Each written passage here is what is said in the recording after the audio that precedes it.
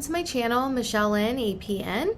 I'm kicking off my channel with a very important video regarding the terrorist hospital threat in the United States.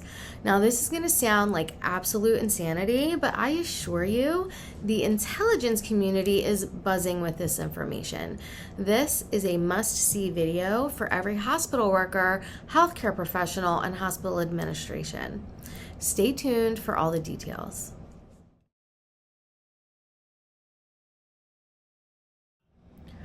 On March 19th, the American Hospital Association put out a public alert warning of the potential for terrorist attacks aimed specifically at level 1 trauma centers across the United States.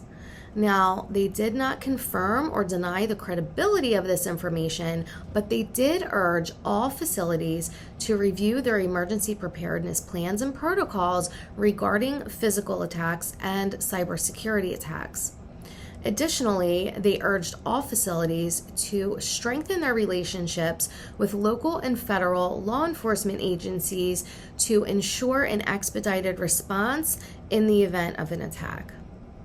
And lastly, they urged staff and security personnel to stay vigilant and report any suspicious individuals, vehicles, or activities around healthcare institutions directly to law enforcement.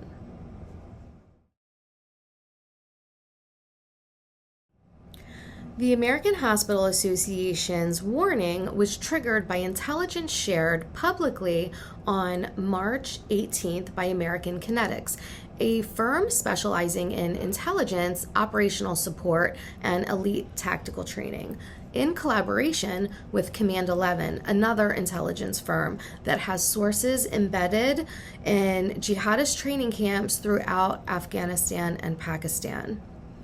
The information they shared came from 3 independent sources from within 2 ISKP training camps, with initial information emerging in January of this year and further details emerging in February, which prompted Command 11 to put out the hospital threat assessment. Now, on March 26th, the FBI debunked this threat. But then the very next day, on March 27th, they put out on their InfraGard platform a first responders toolkit entitled Complex Operating Environments for Healthcare Facilities. Now, if you don't know what InfraGard is a partnership between the FBI and vetted private sector professionals that provide guidance on intelligence alerts, cybersecurity alerts. Members can receive additional training, and I believe there is a form of private communication that can be used to help prevent terrorism and cyber attacks. Now, on April 24th, American Kinetix posted a bulletin reporting a Somalian man's arrest in Mankato, Minnesota. This man is believed to be a participant, but to also have broader knowledge of the network planning these attacks. American Kinetix did post a hospital threat update on May 28th. Command 11 initially put out their hospital threat assessment in March, with updates in April and in May.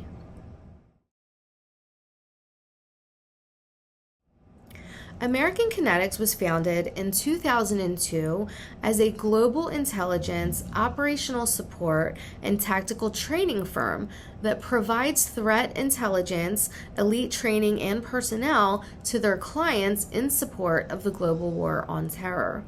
Their leadership team is comprised of veteran decorated CIA and Joint Special Operations Command personnel that have decades of experience in dynamic and hostile environments. Command 11 was founded in 2015 by Syed Khalid Mohammed in Pakistan. He is considered one of the leading voices in counterterrorism in the region. He has fought terrorism on the ground in his hometown with his pen through public speaking engagements. He actively trains field operatives and remains on the hit list of every terrorist group in the region. Command 11 is one of the largest private human intelligence networks in that region, and his assets, analysts, and researchers provide insights that are often unavailable even to government agencies. Sarah Adams is a former CIA targeter and counterterrorism analyst. She has been featured on The Sean Ryan Show multiple times, as well as other podcasts and platforms, sharing her insights on national security and global terror networks. Her insights have helped launch this awareness campaign, and she is a source cited in Command 11's hospital threat assessment. Now, seeing her name gave me pause because I recognized her name from The Sean Ryan Show. I consider her to be a highly credible source, which made me take this threat seriously and made me dig into it further.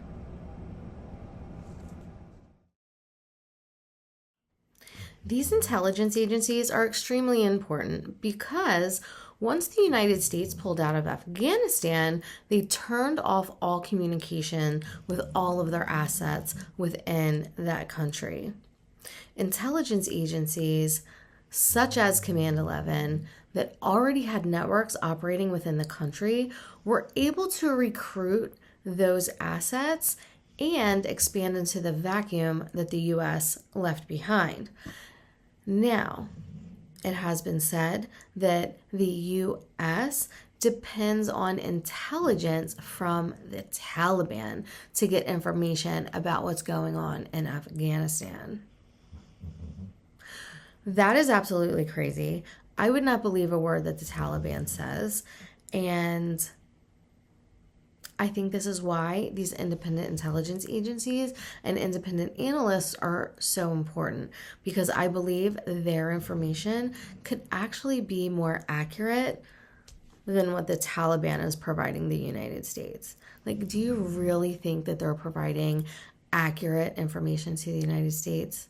They are not our friends. And I don't believe for 1 minute that they would be sharing legit intelligence with the United States. Do you?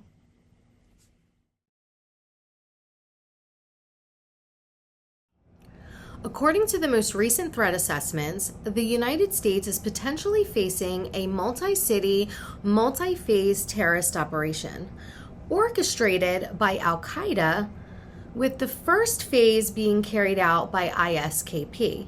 If you don't know who ISKP is, they are a recognized affiliate or branch of ISIS. ISKP stands for Islamic State Khorasan Province, and it is believed that the attacks carried out by ISKP will closely resemble the Mumbai-style attacks in 2008 or the Paris-style attacks in 2015. As a prelude to a much larger aviation attack that they're referring to as 9/11 2.0, which will be carried out by Al-Qaeda. Now, these attacks are meant to overwhelm public safety, spread fear, and destabilize the United States. It is believed that the attacks planned for the United States would closely resemble the Mumbai attacks of 2008 or the Paris attacks of 2015. Now, just as a refresher, in Mumbai, 10 terrorists went out into the city in 5 teams and launched attacks with guns, grenades, and IEDs against a cafe, a train station, 2 hotels, a women's hospital, and even a Jewish study center. The culmination of these attacks ended up at the Taj Mahal Hotel in a 4-day standoff that took India's elite commandos to finally end. 175 people were killed and over 300 were injured. Witnesses to these attacks report that the terrorists moved calmly, methodically, deliberately, and killed indiscriminately.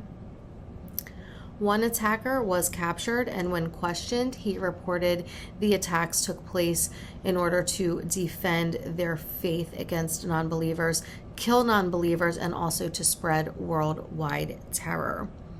These terrorists were sent as die-in-place operatives and instructed to prolong these attacks for as long as possible. In Paris in 2015, attackers went out into the city and launched attacks against a restaurant and bars, a concert hall, and a stadium using guns and suicide bombs. Over 130 people were killed. In my correspondence with Command 11, he does underscore the importance of understanding the complexity of these attacks because it shows the planning that the terrorists are working with to develop this multi-level complex attack causing mass casualties.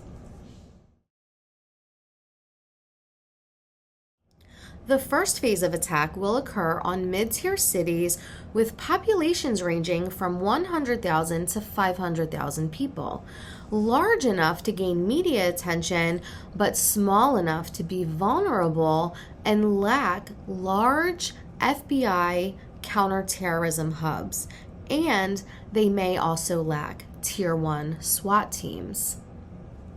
It is believed that police in these mid-tier cities may have a slower response time and will most likely not be trained in advanced counterterrorism.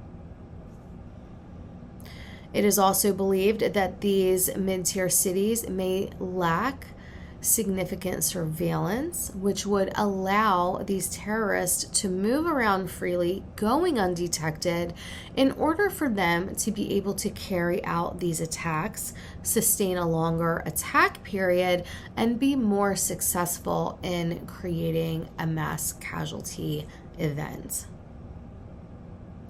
All of this as a prelude to the second phase of attack, referred to as 9/11 2.0.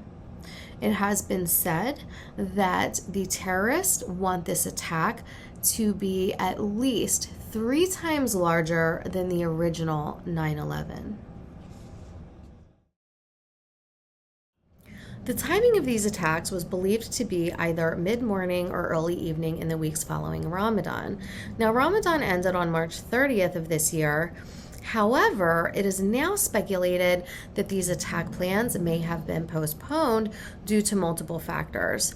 One being that these attack plans have been largely exposed within the United States, taking away the element of surprise that these terrorist organizations depend on.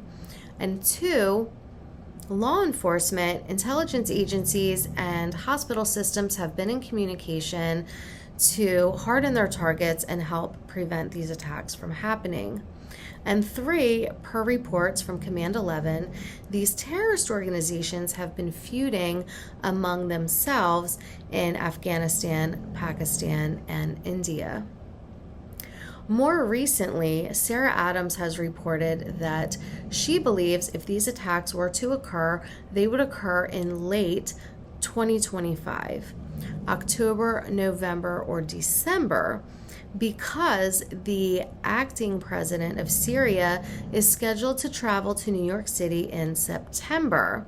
Now, the acting president of Syria is Ahmad al-Sharaa, formerly known as Abu Muhammad al-Julani. Julani was the leader of HTS. HTS stands for Hayat Tahrir al-Sham, and they are a terrorist organization and a known affiliate of Al-Qaeda. The same Al-Qaeda that orchestrated the 9/11 attacks on the World Trade Center. He changed his name, and now he is the acting president of Syria. Sarah Adams believes that these terrorist organizations or this plot to attack on U.S. soil would likely not happen before Giuliani has the opportunity to travel to New York to attend the UN Assembly, because they are looking at this as a win. There is someone in place in a government of a country that is now on the world stage attending the UN Assembly. They are looking at this as a win. Sarah Adams calls it a victory lap. She does not believe that these attacks would occur before Giuliani has the opportunity to attend the UN Assembly.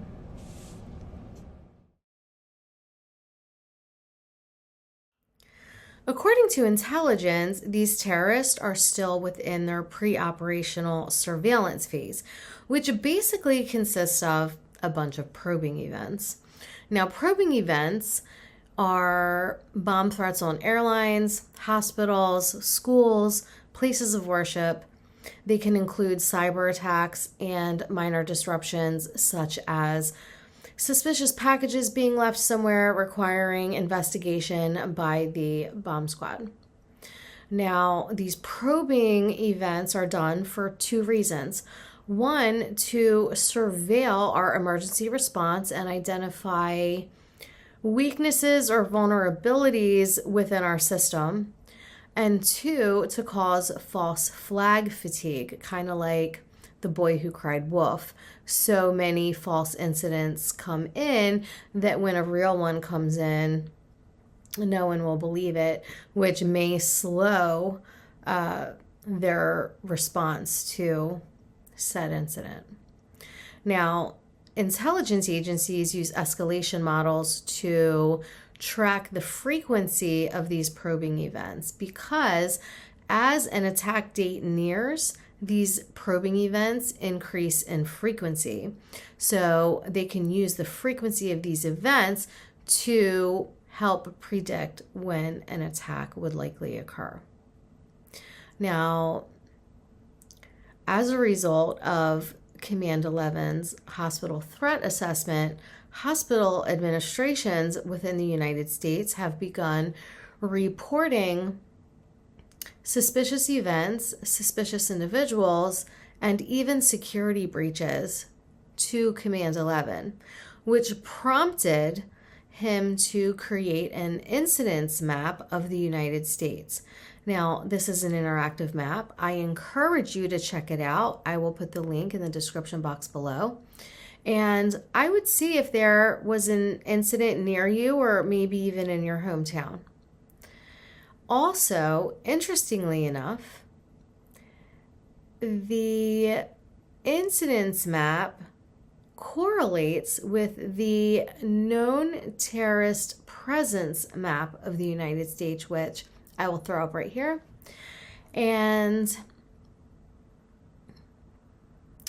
two incidences come to mind when I think of probing events or warning events. One is the New Year's Day attack on Bourbon Street in New Orleans, in which an individual opened fire on police officers. Police officers ultimately eliminated that threat, but IEDs were found inside and outside this individual's vehicle. Now, allegedly, these IEDs were comprised of chemical components that have never been used in any other country, which caused speculation that these IEDs may have been a failed debut of the invisible bomb that Sarah Adams has been talking about. Now, this invisible bomb is comprised of a chemical explosive, a chemical trigger. The shrapnel inside is made up of hard plastic shards, which enable it to go undetected through metal detectors, hence the invisible bomb. Now, Sarah Adams has reported that this invisible bomb has been tested at TSA checkpoints within the United States and has passed through successfully. Moving back to the New Year's Day attack, the FBI has classified this as an isolated incident. But what people don't realize is that terrorist groups encourage these lone wolf attack type events, knowing that they will be classified as isolated incidents, which allows the connection to the terrorist group to go undetected. Interestingly, on April 28th, Iraqi authorities arrested an illegal ISIS operative that was part of the ISIS Foreign Operations Office. Yes. Even though his name isn't being disclosed publicly, he is accused of inciting the attack on New Year's Day in New Orleans, which killed 14 people and injured dozens more. Now, this is important because it is considered a plausible asymmetric warfare model that has been used effectively in foreign countries. The second incident that comes to my mind, and I don't really know whether to consider this as a probing event or just maybe a warning, is a video known as the Denver Woman. Take a look. Thank you. I have to finish this. My kid's life in danger if I didn't say this. I have been kidnapped, me and my kids. Today will be a worse day than 9/11 attack. This is an act of war at United States of America. This Denver woman is believed to have been passing a message from terrorists, and it is also believed that this was a distraction attempt from the attack on the United States. I did ask Command 11 about this, and he has stated that she provided enough information that those working in the intelligence sector would know that she was credible, but also not enough to raise alarm bells.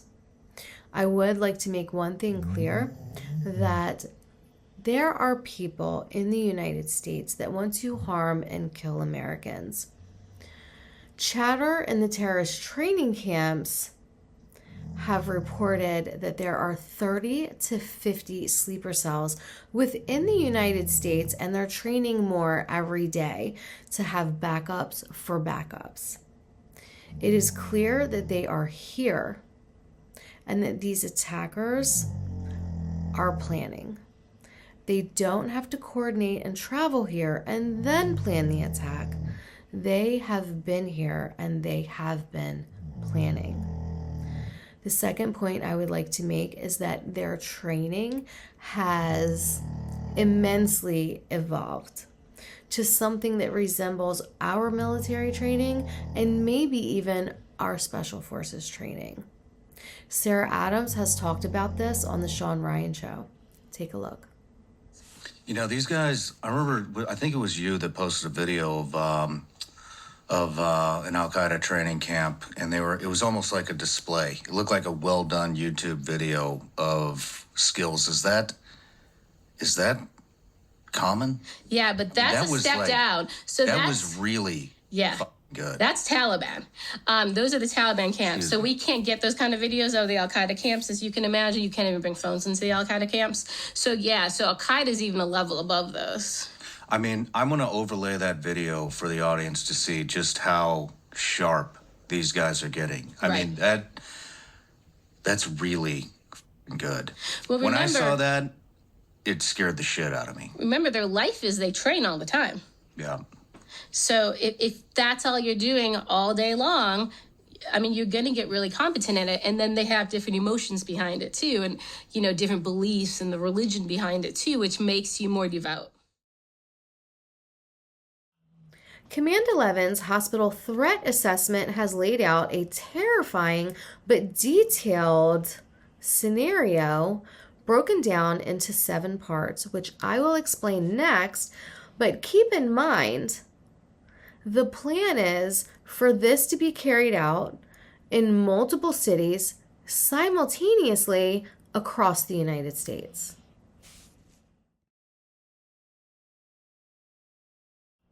Part 1 is kicked off by the trigger event. Now, the trigger event is comprised of mass shootings, IED explosions, in order to cause mass panic and chaos.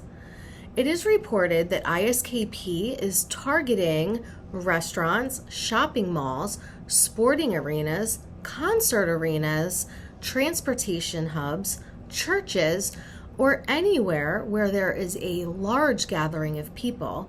Remember, their goal is to cause mass casualties, public panic, and chaos.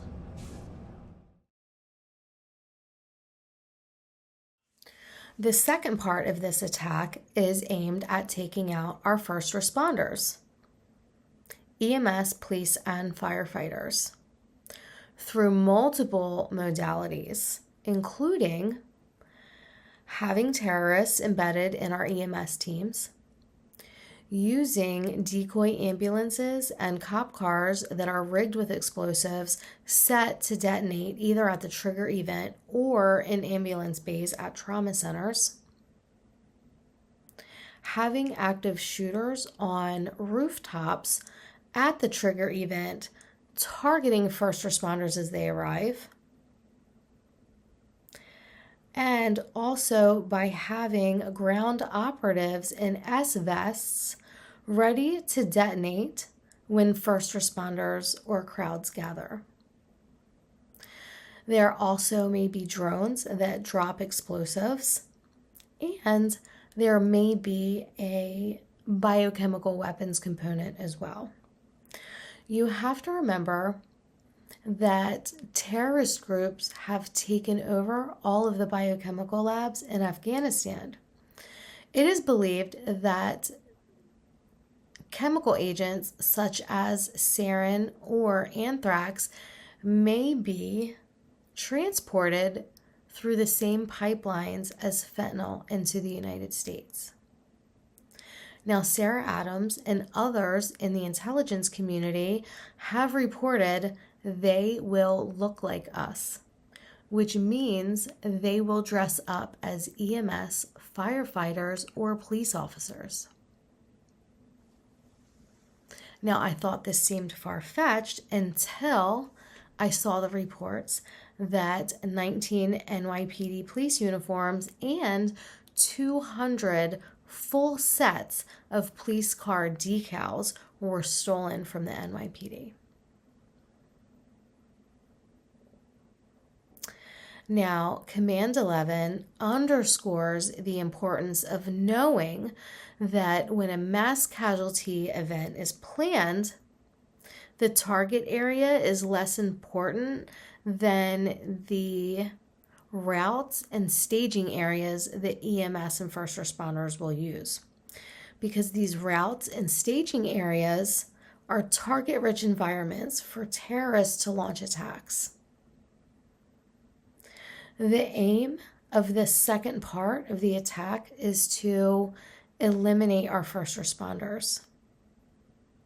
So that means killing more people, preventing victims from getting treatment, or if they detonate in an ambulance bay, it achieves those first two objectives, but also disables the emergency department as well.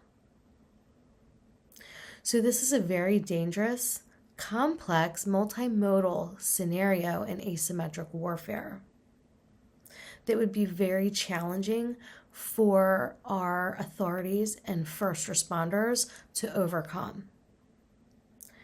Because most of the time, our authorities and first responders are trained to deal with one active shooter, not a multimodal complex attack.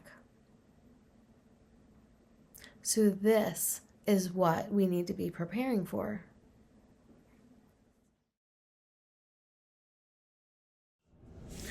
Part 3 consists of breaching the hospital.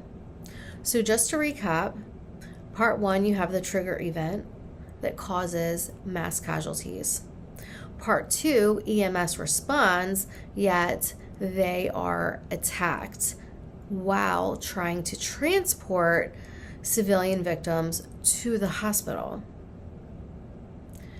Part 3 is, remember when I mentioned those decoy ambulances? Decoy ambulances or cop cars will transport victims of the trigger event to the hospital, but instead of getting the victims into the hospital and treated, they are going to detonate a VBID in the ambulance bay. A VBID stands for Vehicle-Borne Improvised Explosive Device. And they will do this in order to breach the hospital and take control of the hospital itself. Now, if the hospital is the culmination of these attacks, this leaves the hospital unable to treat the civilian victims of the mass casualty event, and hospitals themselves become the mass casualty event as well. There also may be a cyber component to this attack, such as ransomware or disabling hospital IT systems, electronic medical records, communications, and dispatch. Now, can you imagine the chaos that would ensue if all of those systems went down during a mass casualty event? On a regular day, if those systems went down, it would be absolute chaos.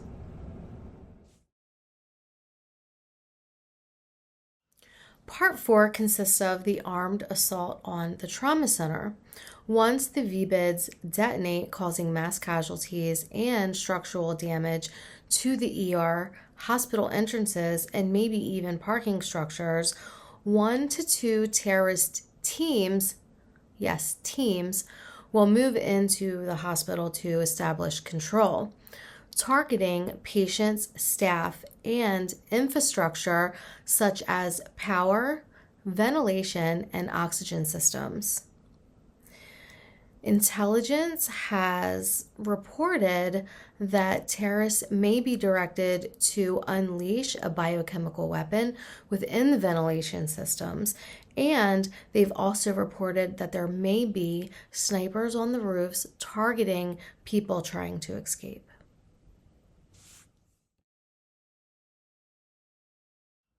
Part 5 consists of hostages and suicide bombers. These are not escape and evade attackers. These attackers are die-in-place operatives. These attackers view death as a goal, not a consequence.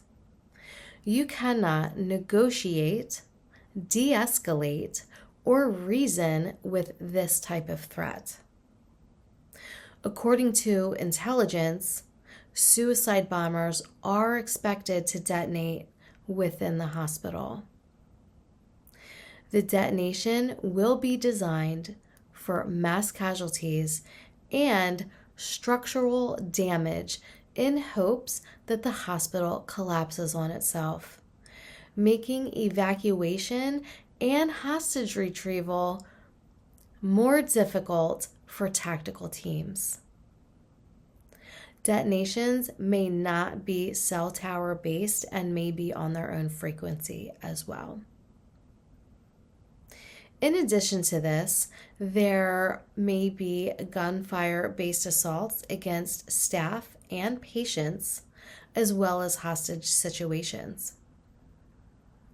These tactics have been used in foreign countries where terrorist groups have targeted military installations and civilians. And last, but probably the most chilling and disgusting, is that on March 2nd, jihadist groups circulated a graphic with U.S. hospitals circled in red, entitled, "Soft Flesh Awaits." This is not only disgusting, and this is not only terrorism, this is absolute horrorism.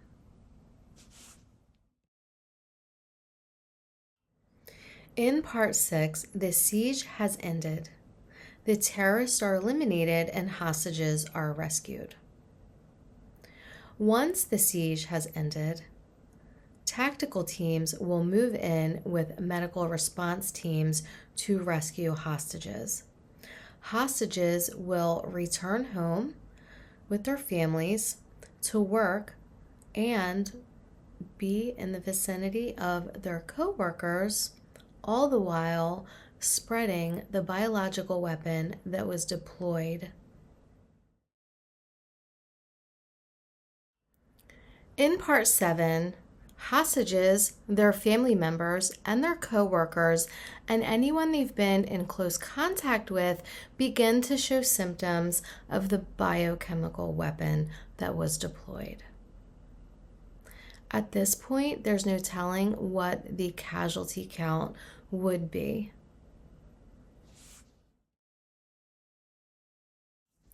All of this to overwhelm local and federal law enforcement agencies as a prelude to a secondary aviation attack that intelligence agencies are referring to as 9/11 2.0, orchestrated by Al-Qaeda, targeting larger cities such as Los Angeles, San Francisco, Las Vegas, Detroit, Chicago, Miami, and Boston, and maybe more.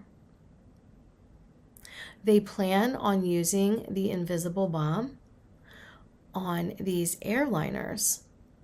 Now, just a refresher on the invisible bomb, there is a chemical explosive, chemical trigger, hard plastic shards as the shrapnel inside, and it is not detected by metal detector. It can only be detected by body scanner. This invisible bomb has been reported to pass through TSA checkpoints in the United States successfully. It seems as though that our government and the TSA has largely ignored this information, and I would urge them not to have the September 10th attitude. Let's not repeat history. Let's harden our targets and prevent this from happening. Let's get these scanners in every single airport because they are not available in every single airport right now.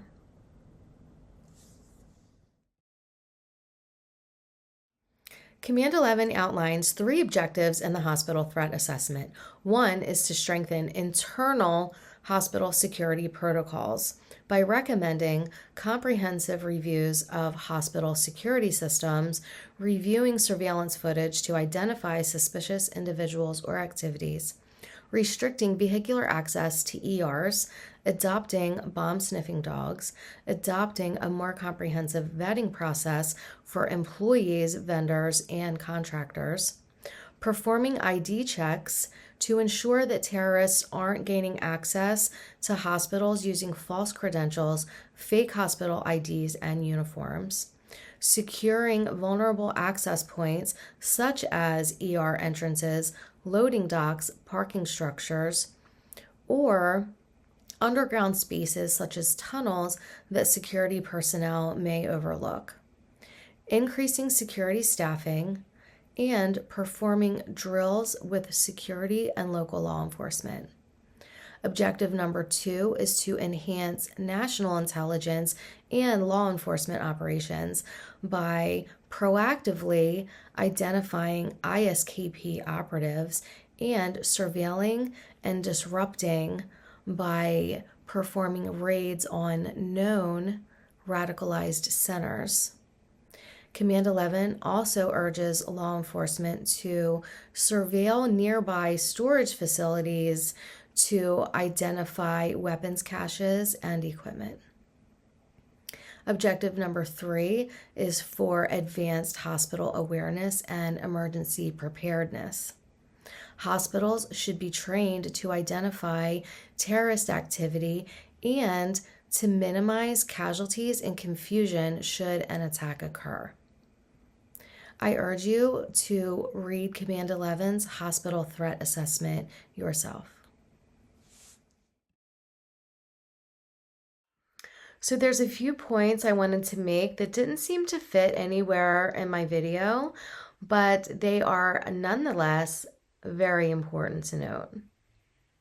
One is that ISIS is known for frequently making empty threats, while Hamza bin Laden, Osama bin Laden's son, often referred to as the Prince of Al-Qaeda, is known for making credible ones, and he is believed to hold the same resolve as his father, to kill as many Americans as possible without differentiation of military or civilian status. Now, the US government believes that Hamza bin Laden was killed in 2019. However, many intelligence experts believe that he is still alive, staying hidden in the background and actively planning attacks against the United States. Hamza bin Laden married into the Haqqani family, which creates a familial bond between the Taliban and Al-Qaeda because the Haqqani network is considered a faction of the Taliban. Now, this marriage creates a multi-generational, familial, and operational goal against the West. Also, the Haqqanis run the passport office in Afghanistan. Who do you think they're issuing passports to?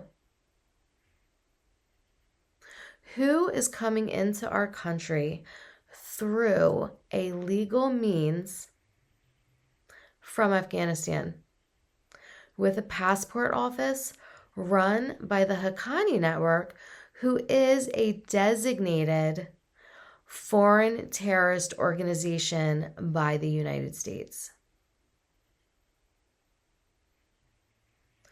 So, a designated foreign terrorist organization that was designated by the United States is running the passport office in Afghanistan, and they are letting people come in from there legally without any additional measures to check them. And now you have this hospital threat assessment. Like, what? Make it make sense. Make it make sense.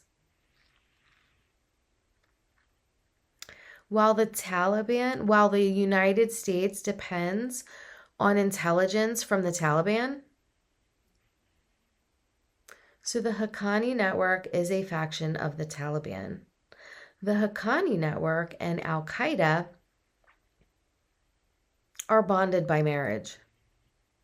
So literally, Al-Qaeda, the Haqqani network, and the Taliban are literally like one and the same.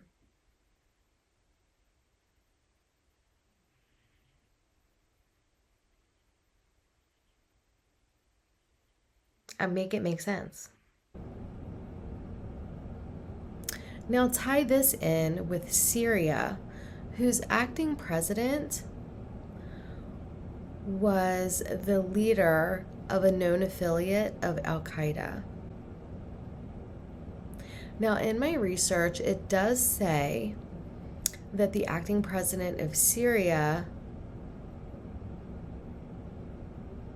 cut ties with, well, he was the leader of HTS, and HTS cut ties with Al-Qaeda, but they are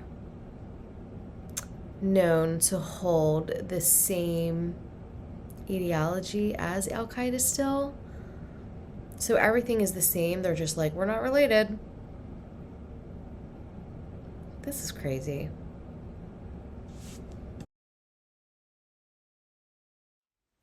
Through my research into this information, I've noticed that intelligence agencies and specialists are focused on strengthening our defenses, increasing security, and preventing these attacks from happening, which is great. I hope they never happen. But in the event that an attack does occur, what are hospitals going to do? Now, if you work in a very large city, you may have 2, 3, 4, maybe even 5 level 1 trauma centers within miles of each other. But what if this happens in a suburban or rural area where you may have one regional level 1 trauma center, and then you may have a bunch of level 2 or 3 facilities? You must be able to stand up level 1 trauma care within these level 2 or 3 facilities if the regional level 1 trauma center is incapacitated. This will require relationships between hospitals and maybe even between hospital systems. So if you had a standalone trauma center and then you have level 2 and 3 facilities that are part of a different health system, you must have a partnership between hospital systems in order for my plan to work.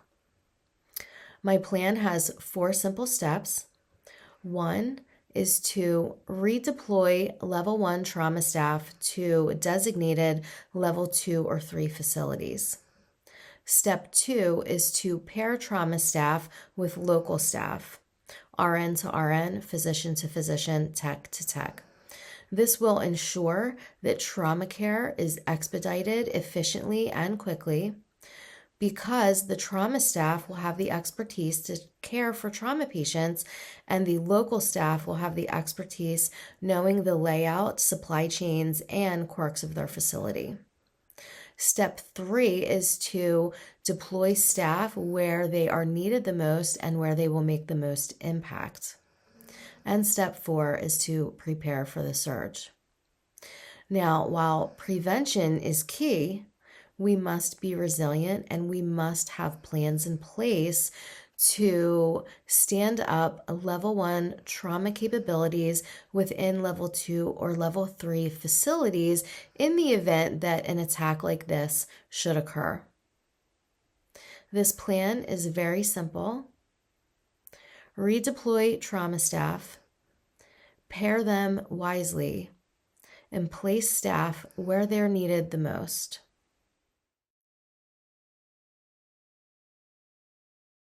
In many hospitals, if not all, healthcare workers cannot carry any type of weapon. Even a stun gun is grounds for immediate termination. The only thing that we're allowed to carry is mace or pepper spray. Now, this leaves us in a very compromising position if we were to be confronted by die-in-place operatives. How would we defend ourselves and protect others? Suggestions include carrying a go bag.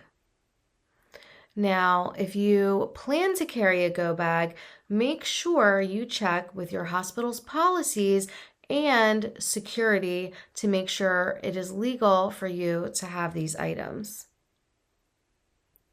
The contents of the go bag would contain a flashlight with a strobe feature. In case the power goes out, you'll be able to see, and you can use the strobe feature to disorient anyone coming towards you. A whistle can pierce through smoke and debris. A knife-free multi-tool. Now remember, we can't have weapons, so this tool might contain scissors. It can be used to pry doors open, and I think it can be used to jam doors closed. Field tourniquets. These are available through tactical stores or tactical websites. Now, not all are made equally, so if you do purchase some, make sure you purchase good ones. Now, these are not the same as the tourniquets we use to draw blood. I believe these strap down on an extremity and allow you to pull them tight to stop bleeding. Make sure you have a couple of N95 masks, even though these are widely available in hospitals, especially since COVID. It would be good to have a couple in your go bag. a small power bank to keep your phone alive, 50 foot of paracord. Now, this sounds like a lot, but it's not. It's a very small diameter synthetic cord that is very, very strong that can be used to secure doors. Window breakers can be used to break windows to escape, get air in case ventilation systems are compromised, or to break a window and signal rescuers that are outside of the hospital. Pepper spray, make sure you get the gel form so it sticks to your target, and make sure it has a 20-foot range so the person doesn't have to be close to you for you to deploy this pepper spray. It will spray far, so you can deploy it without them being close to you. A laminated card with your blood type and allergies for quick triage in case you are injured. A liter water bottle, a box of energy bars, a printed floor plan of your hospital, and always carry your car keys on your person.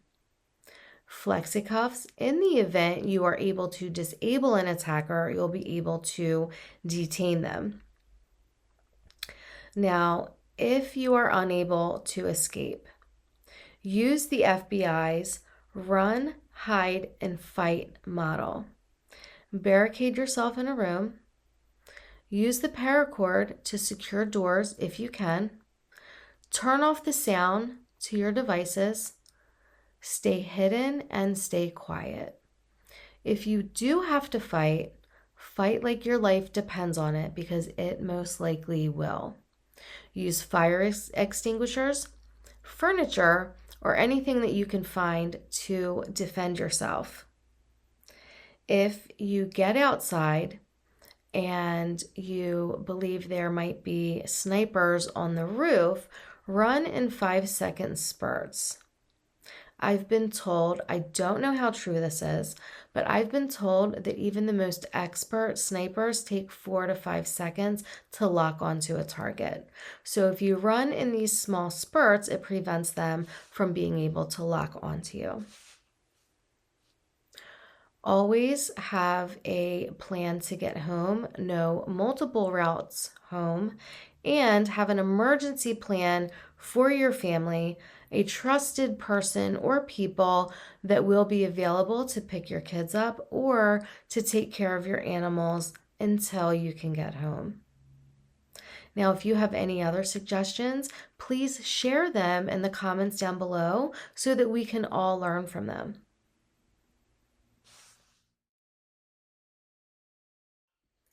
There are a few resources that I think are worth mentioning. One being the Stop the Bleed campaign. Now, this is a nationwide campaign that teaches individuals how to save lives during a bleeding emergency. Their courses teach people how to apply direct pressure, pack wounds, and apply tourniquets. So just as CPR saves lives, so does stopping the bleed. If you or your family are interested in these courses, you can check it out at stopthebleed.org. Second is a book called Prepared, a manual for surviving worst-case scenarios. This was written by Mike Glover, who is a former Green Beret and CIA contractor. He shares practical ways to build resilience into your everyday life. In his book, he talks about mindset, stress management, and setting up systems, like what you carry daily, how to prepare your home, and how to remain calm and think clearly under pressure. This isn't about doomsday prepping or paranoia, which is what appealed to me about this book. It's about being confident and capable if something goes wrong. Now, I did download this on Audible last night, and I plan on listening to it on my commute to and from work. This is available on Amazon as a physical book, an ebook, and audiobook. Lastly is a book called The Gathering Storm. Now, this was written by Scott Mann, Sarah Adams, and Dave Benton.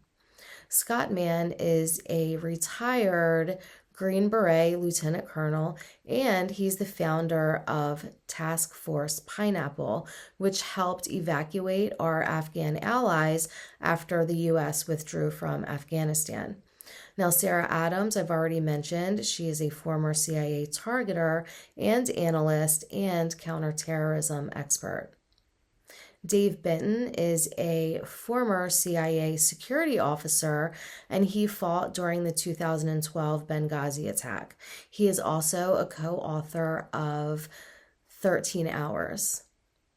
Together in The Gathering Storm, they discuss the evolving terror threat and how communities can prepare through awareness, communication with community leaders, and neighborhood resilience.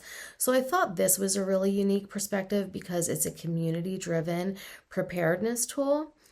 And normally you see resources for individual preparedness. So I thought this was unique in that aspect, and I thought it was important to mention. I believe this is available on Amazon Kindle. I'm not sure, but I'm sure if you search it, you will find it.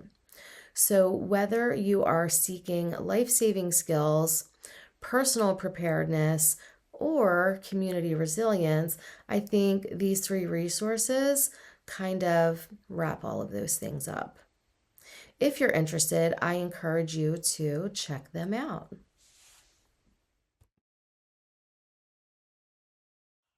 According to the intelligence community, since the U.S. withdrawal from Afghanistan, terrorist organizations like the Taliban, Al-Qaeda, ISKP, and the Haqqani network have grown stronger, more strategic, and increasingly interconnected, especially considering the U.S. gives the Taliban $40 million per week. Yes, you heard that right, per week. That's $160 million per month and nearly $2 billion per year. Now, this money is supposed to go toward humanitarian aid, but is it really? I would hate to think that the United States is potentially funding their own terrorist attack. That said, I want to make it very clear. Do not show hate to anyone that practices the Muslim faith. That is not the reason for my video. I do not condone any hate, prejudice, or discrimination toward anyone in the Muslim faith. There are millions of Muslims that practice with love and compassion worldwide. My problem is not with them. It is with terrorist organizations that twist a peaceful religion into violence. So please do not show hate to anyone practicing the Muslim faith, and do not harm anyone within the Muslim community. Moving forward, my channel will focus on healthcare and critical care, education topics, and insights to arm you with knowledge to advocate for yourself with your health providers. If you would like me to do an update on this video, please let me know in the comments down below. If you are a healthcare worker, a first responder, or work in law enforcement, please share this video with your friends, family, and colleagues. Don't forget to like, subscribe, and hit that notification bell. And I will see you in my next video. Thank you for watching.